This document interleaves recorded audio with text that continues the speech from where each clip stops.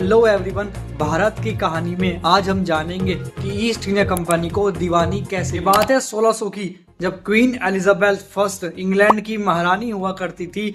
उनके द्वारा एक चार्टर जारी किया जाता है जिसके तहत 1608 में East India Company as a trader Bharat में काम करेगी। वहीं पहली बार ईस्ट इंडिया कंपनी भारत में कैलकाटा के अंदर एज अ ट्रेडर काम करने के लिए आई और ईस्ट इंडिया कंपनी ने धीरे धीरे भारत में पकड़ बना ली। आगे बढ़ने से पहले मैं आपको दीवानी के बारे में बताता हूँ कि दीवानी क्या होती है। दीवानी एक तरीके का टैक्स कलेक्शन होता है जिसको राजा महाराजा अपनी जनता से वसूला करते थे, या यूं कहूं राइट्स ओवर रेवेन्यू। चलिए आगे बढ़ते हैं। ये बात है 1764 की, जब ईस्ट इंडिया कंपनी अपनी सीमाओं को बढ़ाने के लिए राजा महाराजाओं से भी युद्ध करने लगी। उसी दौरान बैटल ऑफ बक्सर हुआ। उसी समय भारत की गद्दी पे शाह आलम सेकंड यानी मुगल एम्पायर राज कर रहा था। जब औरंगजेब की डेथ 1707 में हुई, उसके आने के बाद जितने भी मुगल्स भारत में आए उनको लेटर मुगल्स कहा गया और शाह आलम सेकंड भी उन्हीं में से एक थे। और फिर दिन आता है 22 अक्टूबर 1764 में, जब ईस्ट इंडिया कंपनी और शाह आलम सेकंड